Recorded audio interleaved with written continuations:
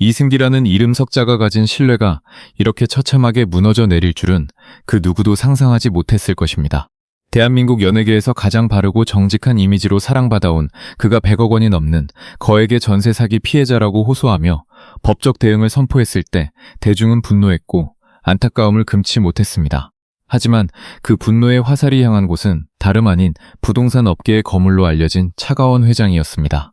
두 사람 사이에 도대체 무슨 일이 있었기에 이토록 잔인한 진흙탕 싸움이 시작된 것일까요? 한남동의 가장 은밀하고 화려한 유엔빌리지 내 고급 빌라 라누보.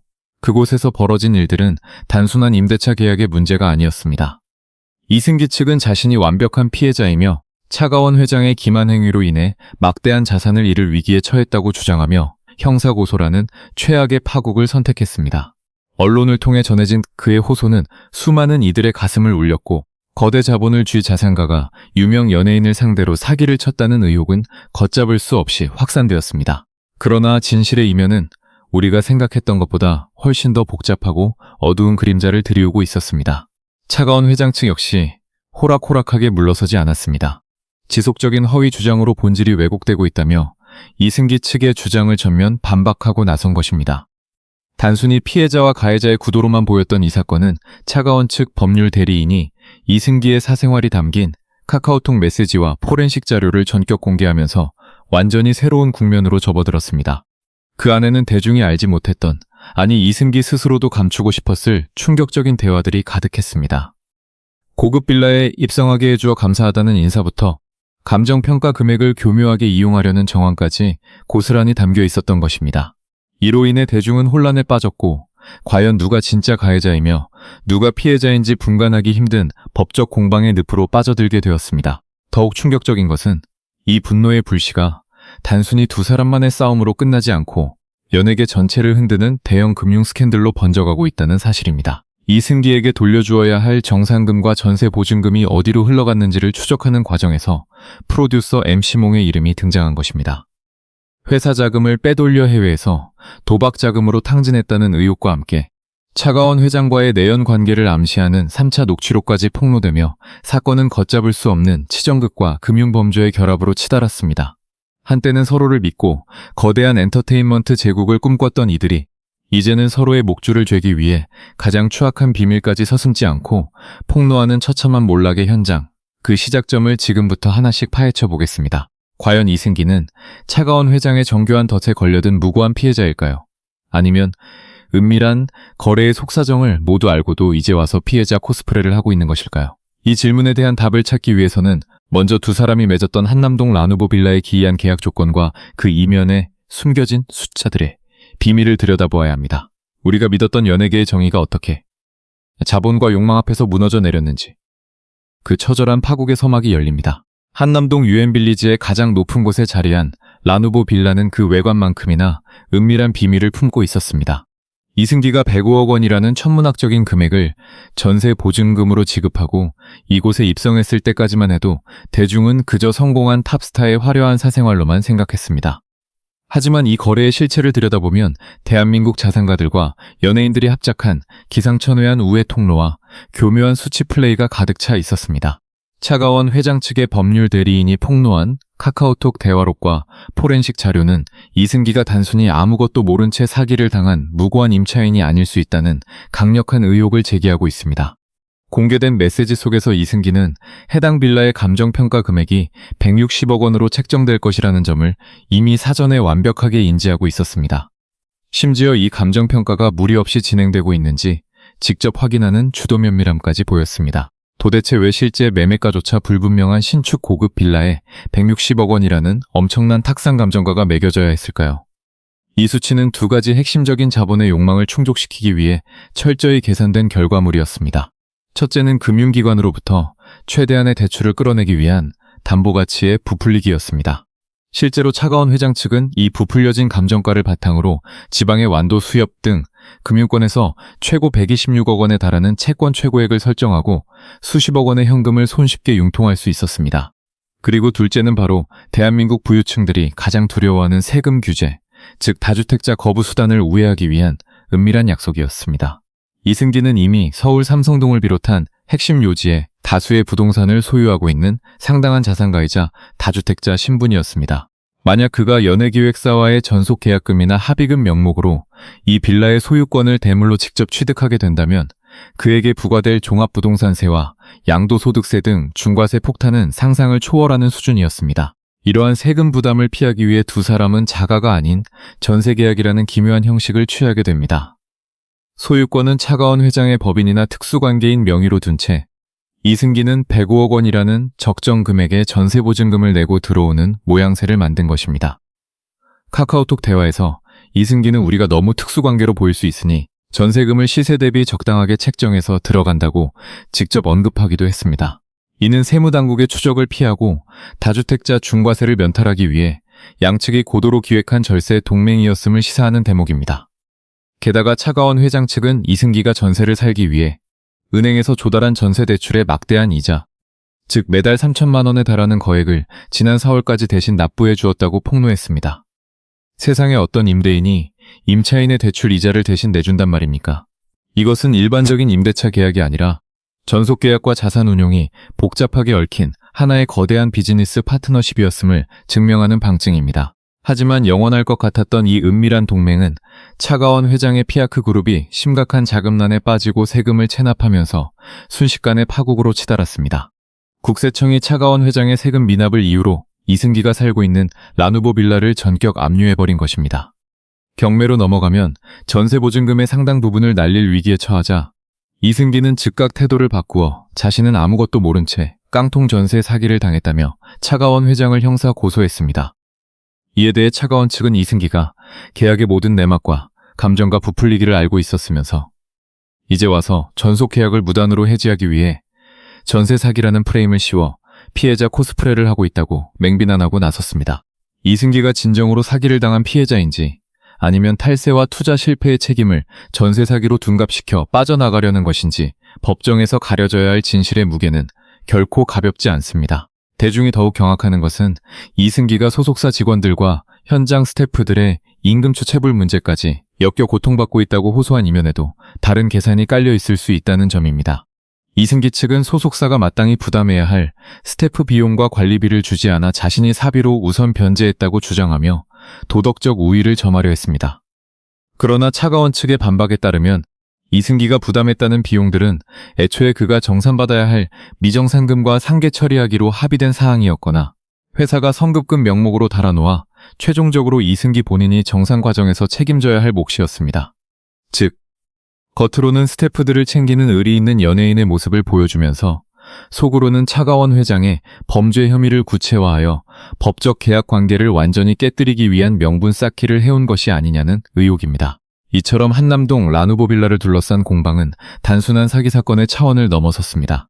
그것은 자본시장의 틈새를 노린 탁상 감정의 폐해와 연예계 거물들의 규제 회피 수단이 어떻게 부메랑이 되어 서로의 심장을 겨누게 되었는지를 보여주는 가장 추악한 사례입니다. 이제 계약 종료 시점인 올해 8월이 다가오고 있습니다. 이승기 측은 차가원 회장이 사기가 아니라면 계약 종료와 동시에 105억 원의 보증금을 깨끗하게 돌려주면 될 일이라며 배수의 진을 쳤습니다. 하지만 이미 자금줄이 막히고 전 수재산이 압류 위기에 처한 차가원 측이 이 거액을 순순히 돌려줄 가능성은 극히 희박해 보입니다. 결국 서로의 이익을 위해 맺어졌던 은밀한 숫자의 동맹은 이제 서로를 감옥으로 보내야만 내가 사는 잔인한 생존 게임으로 변해버렸습니다. 거대한 자본의 결탁과 절세 동맹의 파국 이면에는 정작 가장 먼저 보호받아야 할 평범한 노동자들의 피눈물 나는 고통이 숨겨져 있었습니다. 이승기와 차가원 회장의 화려한 빌라 공방전이 언론을 장식하는 동안 그들이 공동으로 설립하고 운영했던 연예기획사 원언드레드와 그 산하 레이블의 내부 시스템은 완전히 썩어 들어가고 있었던 것입니다. 결국 이 사태는 연예계 내부의 자율적 해결 범위를 넘어 대한민국 고용노동부의 강력한 사법 칼날을 마주하게 되었습니다. 고용노동부 서울강남지청은 원언드레드를 비롯한 관계사들에 대해 임금체불 전수조사 및 특별감독에 전격 착수하며 이 거대한 엔터 제국의 자금줄을 정조준하고 나섰습니다. 노동부의 임금체불 전수감독은 단순히 신고를 접수한 개인의 사건만을 해결하는 수준이 아닙니다. 해당 사업장 내에 근무하는 모든 직원들의 급여 명세서와 통장 거래 내역, 그리고 회사의 청산 능력을 통째로 감사하는 가장 강력한 행정 조치입니다. 조사 결과 드러난 원언드레드의 내부 상황은 그야말로 참혹함 그 자체였습니다. 현장에서 밤낮 없이 구르는 매니저와 스타일리스트, 현장 스태프들의 유령 같은 무급 노동은 물론이고 기획사 내부의 일반 직원들마저 수개월째 월급이 밀려 생계를 위협받고 있었습니다. 여기에 세탁소 사장님과 같은 영세 협력업체 대금, 차량 용역 대금 등 이들이 지급하지 못하고 외면한 미지급 채권의 규모만 무려 100억 원에 달하는 것으로 파악되었습니다. 화려한 연예계의 무대 뒤편에서 수많은 노동자들이 임금 체불로 피를 말리는 시간을 보내는 동안 경영진들은 자신들의 사치와 이권 다툼에만 몰두해 있었던 것입니다. 소속 아티스트들의 상황도 다르지 않았습니다. 엑소의 챔백 씨를 비롯해 이무진 등 원언드레드 레이블에 믿고 들어온 정상급 가수들조차 정당하게 받아야 할 음원 및 활동 정산금을 제때 지급받지 못하는 전속계약 분쟁의 늪에 빠지게 되었습니다. 회사의 방만한 자금 운용으로 인해 아티스트가 벌어들인 순수한 수익마저 어디론가 증발해버린 것입니다. 이 지경에 이르자 대중의 비판 여론은 극에 달했고 사법 처리가 목전으로 다가오자 침묵을 지키던 차가원 회장은 결국 고개를 숙일 수밖에 없었습니다. 차가원 회장은 법률 대리인을 통해 뒤늦은 긴급 사과문 전문을 공개하며 진화에 나섰습니다. 마땅히 지급해야 할 기본적인 임금 지급이 늦어진 점에 대해 대단히 죄송하게 생각하며 가장 기본적인 약속조차 제때 지키지 못해 면목이 없다는 고해성사였습니다. 이어 내부적인 상황을 파악해 미지급된 임금을 법무법인을 통해 최대한 빠르게 지급하겠다며 고개를 숙였습니다. 하지만 이러한 사과문을 바라보는 시청자들과 대중의 시선은 차갑기만 합니다. 지난 3년이라는 긴 시간 동안 충분히 해결할 수 있었고 수많은 노동자들의 아우성이 있었음에도 이를 묵인하다가 고용노동부의 전수조사가 터지고 형사처벌의 위기에 직면해서야 마지못해 사과하고 돈을 주겠다고 나선 이중적인 행태 때문입니다.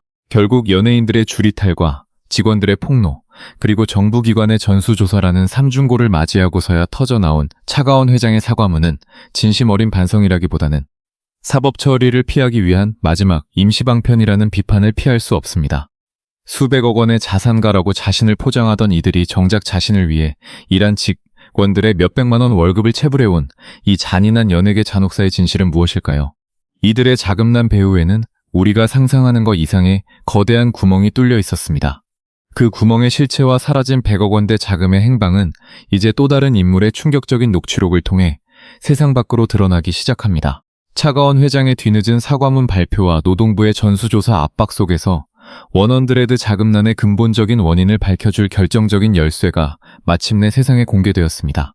그것은 바로 프로듀서 MC몽과 차가원 회장의 작은아버지이자 건설업자인 차준영 씨 사이에 오간 실제 통화 음성이 담긴 3차 녹취록이었습니다.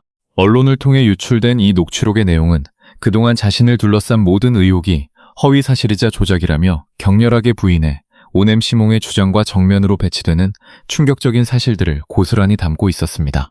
녹취록에 기록된 대화에 따르면 MC몽은 차준영 씨에게 전화를 걸어 사생활 문제와 다가올 결혼을 언급하며 언론 보도에서 자신의 이름을 제외해달라고 간곡하게 읍소했습니다. 그는 차가원 회장과의 갈등을 더 이상 참기 힘들다고 토로하면서 차준영 씨에게 자신을 도와달라고 요청했습니다. 하지만 이에 대해 차준영 씨는 자신을 왜 두 사람의 싸움에 끌어들이느냐며 강한 불쾌감을 드러냈습니다. 두 사람이 공동 설립자로서 회사를 함께 운영해놓고 문제가 생기자 자신에게 중재를 요청하며 언론을 막아달라고 하는 황당한 상황에 대해 차준영 씨는 엄하게 꾸짖었습니다. 더욱 파장이 큰 부분은 회사의 자금 유용과 해외 게임 자금에 대한 구체적인 액수가 언급된 대목이었습니다. 차준영 씨는 MC몽을 향해 내가 돈을 받아 쓴 적이 없느냐고 추궁하며 120억 원이라는 구체적인 금액을 명시했습니다. 이 거액의 자금이 개인적인 게임 자금으로 사용되었으며 그 출처가 어디인지 이미 모두가 알고 있다는 취지의 매서운 지적이 이어졌습니다. 이에 대해 MC몽은 변명하거나 반박하지 못하고 차준영 씨의 말이 모두 사실임을 인정했습니다.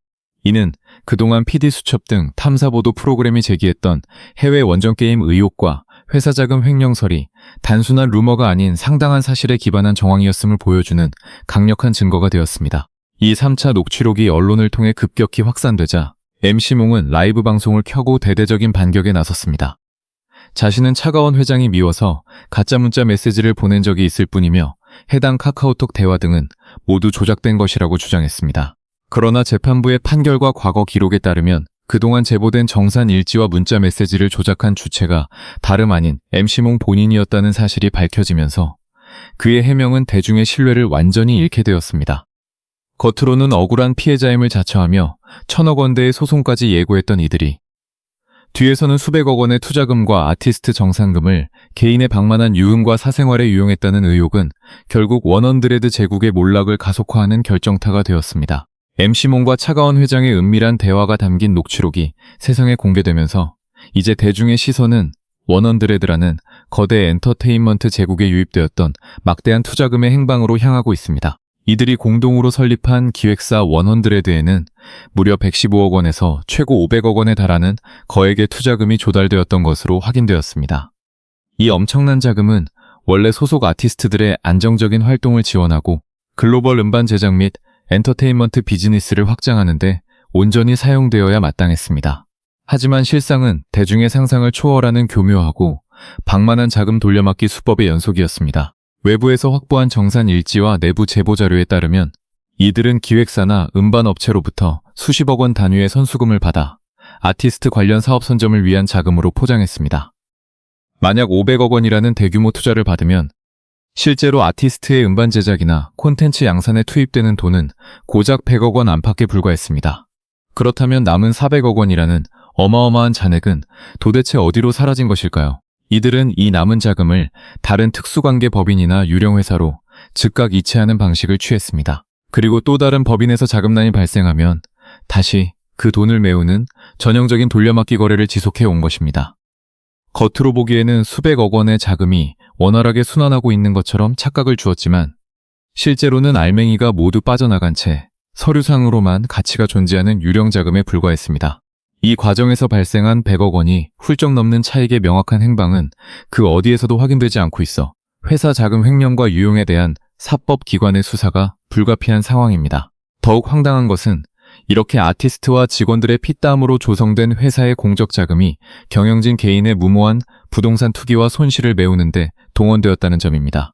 대표적인 사례가 바로 강남구 신사동에 위치한 빌라 매입 사건입니다. 차가원 회장과 MC몽은 법인 명의를 이용하여 강남의 노른자의 땅에 위치한 빌라를 무려 166억 원의 현찰을 동원해 공동으로 매입했습니다. 일반적인 엔터테인먼트 회사의 자산 운용이라고는 도저히 볼 수 없는 과감한 베팅이었습니다. 하지만 부동산 시장의 흐름을 읽지 못한 채 감행된 무리한 투자는 결국 부메랑이 되어 돌아왔습니다. 이들은 매입 후 불과 17개월 만에 방송인 노홍철 씨에게 해당 빌라를 다시 매각하게 되는데 이 과정에서 실제 매각 가격을 크게 낮추면서 최소 2억 원이 넘는 막대한 취득세와 금융비용 손실을 고스란히 떠안아야 했습니다. 자본시장과 노동당국의 압박이 거세지자 이들은 이 손실 가득한 부동산 거래의 책임을 서로에게 떠넘기기 급급했습니다. 공동 설립자로 시작해놓고 막상 파국이 다가오자 이 빌라는 법인의 공적 자산이 아니라 차가원 회장 개인의 사적 자산일 뿐이라며 MC몽 측은 자신과의 연관성을 극구 부인하고 나섰습니다. 회사 돈을 개인의 투자 실패를 메우는 방패막이로 삼았다는 비판이 쏟아지는 이유입니다. 500억 원이라는 천문학적인 투자금을 유치하고도 단 2년 만에 기획사가 청산 위기에 몰리고 직원들의 월급마저 주지 못하는 비참한 결말을 맞이하게 된 배경에는 바로 이러한 정교한 자금 빼돌리기와 무분별한 부동산 덕허가 자리 잡고 있었습니다. 겉으로는 화려한 엔터 명가를 표방했지만 속은 철저하게 문드러져 있었던 자금 돌려막기의 잔혹한 진실은 이제 법의 심판대 위에서 그 실체가 낱낱이 밝혀질 차례입니다. 수백억 원의 투자금이 돌려막기 기법으로 증발하고 수많은 노동자들이 임금 체납으로 고통받는 와중에도 이 거대 엔터테인먼트 제국의 핵심 경영진들이 보여준 사치와 향락의 세계는 그야말로 상상을 초월하는 수준이었습니다. 차가원 회장과 그 주변 인물들이 보여준 극단적인 도덕적 해이는 대한민국 최고 권위를 자랑하는 한 백화점의 VVIP 공간에서 고스란히 증명되었습니다. 이들은 가격표조차 보지 않고 고가의 명품과 주얼리를 쓸어 담는 대범한 소비 행태를 보였으며 그 화려한 모습을 지켜본 주변 지인들은 그들의 거침없는 씀씀이에 혀를 내두를 정도였습니다. 한 지인의 증언에 따르면 이들은 물건을 살 때 남다른 통 큰 모습을 과시하며 자산가로서의 입지를 다지려 했습니다. 심지어 소속 아티스트인 백현의 누나마저도 왜 저렇게 가격표를 확인하지 않고 물건을 사느냐며 그 방만한 소비 스타일에 놀라움을 표시했을 정도였습니다. 하지만 이들이 보여준 화려한 VVIP 생활의 실체는 결국 남의 돈으로 쌓아 올린 가짜 모래성이었습니다. 탐사 보도 프로그램의 취재 결과 이들이 명품을 구매하며 긁어댔던 신용카드의 대금이 무려 36억 원이나 미납되어 연체 상태에 빠져 있었다는 황당한 사실이 천하에 드러났습니다. 겉으로는 대한민국 상위 0.1%의 부유함을 과시하며 사치를 부렸지만 속으로는 카드 대금 수십억 원을 내지 못해 금융기관으로부터 독촉을 받고 자산이 묶이는 처참한 빚쟁이 신세였던 것입니다. 자신들이 마땅히 책임져야 할 현장 스태프들의 급여와 영세 협력업체의 대금은 돈이 없다며 수개월째 외면하면서도 자신들의 외형을 치장하고 사치를 유지하기 위한 명품 쇼핑에는 수십억 원의 연체 채무를 지면서까지 몰두했다는 사실은 대중에게 커다란 배신감과 정당한 분노를 안겨주기에 충분했습니다. 이러한 방만한 개인 소비와 도덕적 해이는 결국 원헌드레드 그룹의 자금난을 심화시키는 결정적인 도화선이 되었습니다. 회사의 공적 자본과 투자금을 자신들의 사적 욕망을 채우는 지갑처럼 여겼던 경영진들의 비정상적인 행태는 결국 부메랑이 되어 아티스트 정상금 미지급과 직원 임금 체불이라는 처참한 부도 사태로 돌아왔습니다.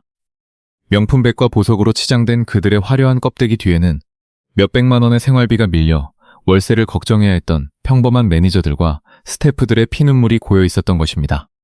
대중을 기만하며 쌓아 올린 허울 좋은 자산가의 가면은 결국 36억 원의 연체된 카드 영수증과 함께 연예계 역사상 가장 부끄러운 얼룩으로 남게 되었습니다.